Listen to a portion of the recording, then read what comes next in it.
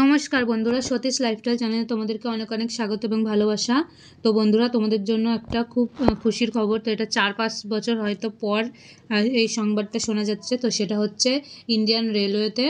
তো Indian রেলওয়েতে RPF তো অনেক দিন বের হয়নি, হয়তো 2018 কি 17 এরকম টাইমে হয়তো বের হয়েছিল। তো অনেক বছর পর তোমাদের মানে অনেকজনেই অপেক্ষায় ছিল যে আরপিএফ কবে বেরোবে। তো আমি তো অনেক দিন ধরে শুনছি, আমার মানে বয়স হওয়ার পরে এই এখন বেরোলো, আর আগে তো বেরিয়েছিল তখন তো বয়স হয়নি। তো খুশি, সত্যি একটা আমার জন্য খুব খুশির খবর, তোমাদের জন্য। তো শুধুমাত্র দেখো, আমি বেশিরভাগ শুধু জিডির জন্য তোমাদের ভিডিও বানাই, কিন্তু জিডির সাথে এগুলো করো, মানে জব করবো ততক্ষণ প্রিপারেশন যতক্ষণ নিচ্ছি সব কিছুতেই দেবো, হোক কিছু না কিছুতে তো পেয়ে যাব।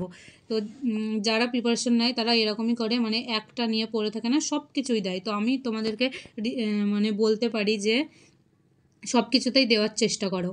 তো চলো আজকে নোটিশটাতে কি বলেছে তো সেটাই দেখি। তো দেখো, government of India, ministry of railways, new Delhi, dated তো কত তারিখে দেখো, 2 তারিখে, 2 জানুয়ারি 2024 বেরিয়েছে নোটিশটা। আর দেখো নোটিশ নাম্বার এখানে দেওয়া আছে। তো তারপরে দেখো, প্রিন্সিপাল চিফ সিকিউরিটি কমিশনার মানে এই নোটিশটা বের করিয়েছে এরকম। তো তারপরে দেখো, চলো তোমাদের কি কি লাগবে তো সেই সম্পর্কে। সাবজেক্ট দেখো, procedure for recruitment of sub inspector executive and constable executive RPF. তো চলো দেখি তোমাদের আরপিএফের জন্য তোমাদের কি কি ক্রাইটেরিয়া লাগবে সেগুলোই, চলো সেগুলোই। রিক্রুটমেন্ট প্রসেস, তো দেখো রিক্রুটমেন্ট প্রসেস কি বলা হয়েছে। তো সবার ফার্স্টে ফেজ 1, তো তোমাদের কম্পিউটার বেসড টেস্ট সিবিটি, সবার ফার্স্টে তোমাদের কম্পিউটারের মাধ্যমে একটা এক্সাম নেওয়া হবে, জিডির মতোই সব কিছু দেখো। তো সেই টেস্টে তোমরা যদি পাস করো তখন তুমি ফেজ 2-এর জন্য অ্যাপ্লাই করতে পারবে। তো দেখো, ফিজিক্যাল এফিসিয়েন্সি টেস্ট, পিইটি বা ফিজিক্যাল মেজারমেন্ট টেস্ট, তারপরে মানে এক্সাম পাস করলে তোমাদের পিইটি পিএমটি হবে।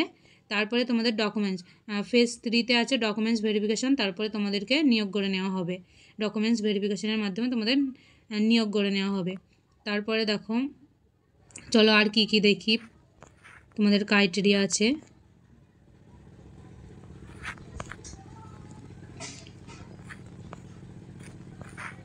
তো তারপরে তোমাদের দেখো, এলিজিবিলিটি অফ ক্যান্ডিডেট, তো পিএমটির জন্য না, তোমাদের এডুকেশন কোয়ালিফিকেশন কি আছে দেখো। সাব ইন্সপেক্টরের ক্ষেত্রে তোমাদের graduate from a recognise university, তো তোমাদের কোনো স্বীকৃত বিশ্ববিদ্যালয় থেকে মানে গ্র্যাজুয়েশন কমপ্লিট করতে হবে। তারপরে হচ্ছে তোমাদের কনস্টেবল এক্সিকিউটিভের ক্ষেত্রে তোমাদের 10 পাস করলেই হবে। তো তারপরে দেখো তোমাদের বয়স কত হবে, মিনিমাম তোমাদের 20, মানে সাব ইন্সপেক্টরের জন্য তোমাদের মিনিমাম 20 বছর বয়স হতে হবে, ম্যাক্সিমাম 25। তার মানে তোমাদের 20 থেকে 25-এর মধ্যে বয়স হলেই তোমরা অ্যাপ্লাই করতে পারবে। তার সাথে কনস্টেবলের জন্য 18, মিনিমাম 18, ম্যাক্সিমাম 25। তো কনস্টেবলের জন্য তোমাদের 18 থেকে 25-এর মধ্যে বয়স হতে হবে। আর তার সাথে দেখো, তুমি যদি SC/ST প্রার্থী হয়ে থাকো তাহলে তুমি 5 বছরের ছাড় পেয়ে যাবে, যদি ওবিসি হয়ে থাকো তাহলে 3 বছরের ছাড় পেয়ে যাবে। তো তারপরে দেখো ফিজিক্যাল মেজারমেন্ট, তো মেজারমেন্টে দেখো ইউআর ওবিসির জন্য হাইট কত লাগবে, মেলদের ক্ষেত্রে 165 আর ফিমেলদের ক্ষেত্রে 157 লাগবে। আর দেখো মানে চেস্ট বুকের সাথে কত লাগবে দেখো, ইউআর এবং ওবিসিদের জন্য লাগবে 80, আর 5 সেমি ফুলানোর সক্ষমতা থাকতে হবে। তো ফুলানোর পর তোমাদের 85 হতে হবে। তারপরে SC/STদের জন্য কত দেখো, মেলদের জন্য 160 হাইট, আর ফিমেলদের জন্যে 152। তারপরে দেখো চেস্ট দেখো ছেলেদের ক্ষেত্রে 176.2, আর ফোলানোর পরে 176 বলে দিয়েছি, ওটা হচ্ছে 76.2, আর ফুলিয়ে তোমাদের 81.2 রাখতে হবে, মানে 5 সেমি ফোলানোর সক্ষমতা থাকতে হবে। তো তারপরে দেখো ফর গোর্খা গাড়োয়ালিস, তারপরে মারাঠি আর ডোগরাস, এরকম মানে আর কি এরকম and others categories specified by government. তো তোমরা যদি গোর্খা কালারিজ হয়ে থাকো তাহলে তোমাদেরকে 163 সেমি হতে হবে, আর মেয়েদের ক্ষেত্রে 155 হতে হবে, আর ছেলেদের ক্ষেত্রে বুকের সাথে 80 আর ফুলানোর পরে মানে 85 মানে 5 সেমি ফুলানোর সক্ষমতা থাকতে হবে।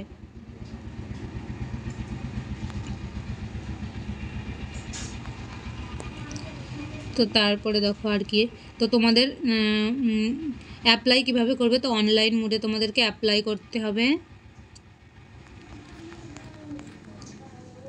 তো তারপরে দেখো তোমাদের পরীক্ষা, তো পরীক্ষার টাইম দেখো, সাব ইন্সপেক্টরের ক্ষেত্রে টাইম দেবে তোমাদের 90 মিনিট, তোমাদের 120টা কোশ্চেন থাকবে, তার মধ্যে জেনারেল অ্যাওয়ারনেস থেকে 50টা, তারপরে অ্যারিথমেটিক বা মানে ম্যাথ থেকে তোমাদের থাকবে 35টা, জেনারেল ইন্টেলিজেন্স বা রিজনিং জিআই বা রিজনিং থেকে তোমাদের 35 থাকবে।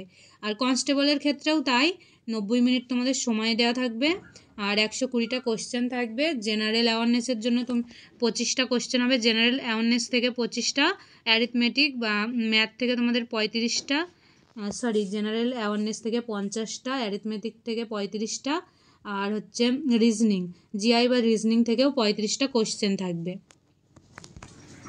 তো এখানে সিলেবাস দেওয়া আছে তোমাদের, তো সিলেবাসের জন্য আমি আলাদা একটা ভিডিও করে দেবো যদি তোমরা বলো। তো তারপরে দেখো, তো তোমাদের দেখো পিইটির জন্য কি কি ইভেন্ট আছে। সো সাব ইন্সপেক্টরের ক্ষেত্রে 1600 মিটার রান, ছেলেদের ক্ষেত্রে দেখো sub inspector male 1600 metre run 6.5 মিনিটে, আর লং জাম্প দেখো 12 ফিট, আর হাই জাম্প হচ্ছে 3 ফিট। তারপরে দেখো সাব ইন্সপেক্টর ফিমেলদের ক্ষেত্রে 800 মিটার 4 মিনিটে, আর লং জাম্প হচ্ছে তোমাদের 9 ফিট, আর হাই জাম্প হচ্ছে 3 ফিট। তারপরে দেখো কনস্টেবলের ক্ষেত্রে দেখো 1600 মিটার ছেলেদের, কনস্টেবল মেল, তো ছেলেদের ক্ষেত্রে 1600 মিটার রান 5 মিনিট 45 সেকেন্ডে তোমাদের দৌড়াতে হবে, আর লং জাম্প তোমাদের হচ্ছে 14 ফিট, আর হাই জাম্প হচ্ছে 4 ফিট। তারপর দেখো কনস্টেবল ফিমেলদের ক্ষেত্রে 800 মিটার 3 মিনিট 40 সেকেন্ডে দৌড়াতে হবে, আর লং জাম্প হচ্ছে 9 ফিট, আর হাই জাম্প হচ্ছে 3 ফিট। তোমাদের এইগুলো ইভেন্ট আছে পিইটির ক্ষেত্রে।